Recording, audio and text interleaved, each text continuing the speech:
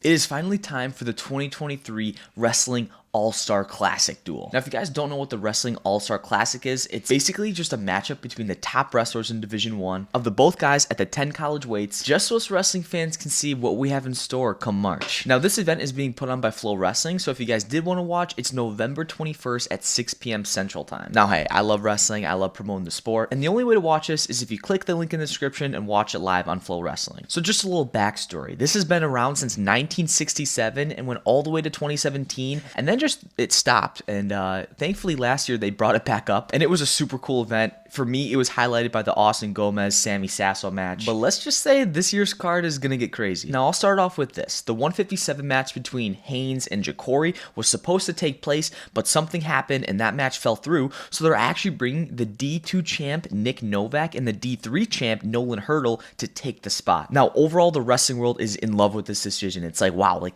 other divisions in college are getting kind of that recognition, and to be honest, just bridging the gap between divisions and interlooping it, that's the best idea for wrestling. More wrestling is better wrestling. And also as a wrestling fan, I'm eager to see how that match compares to the rest, just how those two can show really how good different divisions in wrestling are. But with that being said, let's run through the lineup. Starting it off at 125 is Matt Ramos and Anthony Noto. Listen, I'm probably going to mess some of these names up. Please don't clown me. Now, of course, you guys are going to see these rankings, and some of these guys have actually lost quite recently, but nonetheless, these are All-American champ type quality wrestlers. And personally, I'm going to have to go Ramos on this one. I know he's got off a couple losses, and then I can only imagine him looking back and knowing what to do better next time, going back in the training room. But also at the end of the day, Lock Haven can put something together. This one could be a high scoring match, definitely fast paced. Next up at 133 is Sam Latona and Connor McGonigal. Now this one is an interesting one for me. Now based off the rankings for this All-Star Classic, these are the lowest rated wrestlers. And even I'm sure you guys saw the news when Ryan Crookham, the redshirt freshman, beat McGonigal in the open. Crookham then of course then beat Vito, but nonetheless, those two guys being training partners is only going to make them that much better. But of course, Sam Latona is making sure that doesn't happen. With that being said, on this one, I'm gonna have to go McGonigal. At 141, we have Lachlan McNeil and Clay Carlson. Now, to be honest, for this one, I was really looking forward to Real Woods and Bo Bartlett. That just would have been so cool for me to see. But nonetheless, these guys are putting the foot on the line. And in this matchup, I'm taking McNeil. At 149, we're going to Shane Van Ness and Kyle Parko. These guys are scrappy, high technical wrestlers. I know at last year's NCAA, Shane had a really close match with Yanni too. Honestly, this one is a really big toss-up for me,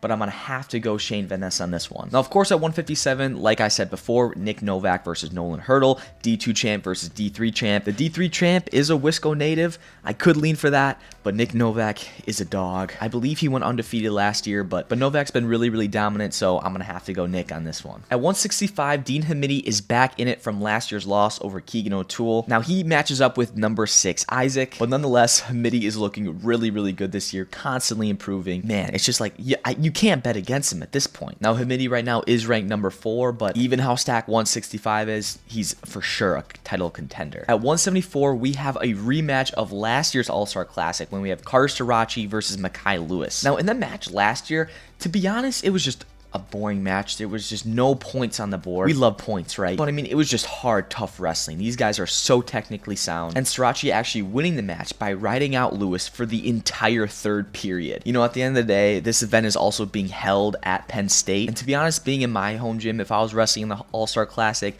that would boost my motivation. I'd wrestle so much better. And I can't bet against Sirachi right now. He's pretty good. At 184, we have Parker Keckeisen and Bernie. Now, Truex is a transfer at Penn State now, and, you know, he's been tossing guys this year. And Keckeisen is coming off of an 8-12 loss versus Aaron Brooks last year at this event. And with Brooks going up a weight, I think this is Parker's year this year. This is definitely going to be a high-paced, high-shot, high-action match. And for this one, I'm going all the way with Keckeisen. At 197, we have Aaron Brooks versus Tanner Sloan. So like I said, Aaron Brooks up a weight. The Ram of the East is the dog. You know, with how many guys there is at that weight at Penn State and just around the RTC in general, he has the best training partners in the world. And I can only imagine how much he's improved this past year since last year. And not only is he ranked number 1 at the weight, but even pound for pound, he's got to be in the conversation. Then to cap it off at heavyweight, we have the number 1 versus number 2, Greg Kirkvliet versus Wyatt Hendrickson. Both of these guys, big and powerful. Last year at this event, Kirkvliet actually won 8-5 versus Tony Cassiope, but Hendrickson has been putting up the accomplishments lately. And this is a crazy one too, because these are two guys that could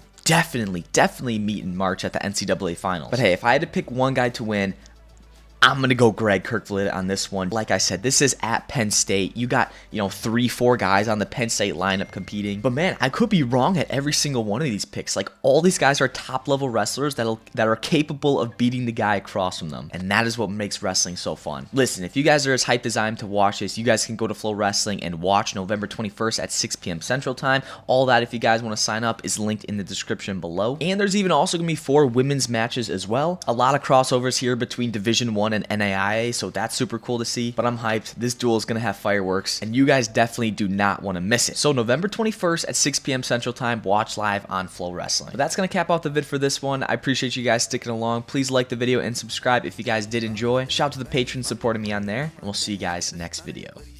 Let me know if you on skate. Rollin' with the gang. Totally, man, you shade. Told it with a gang.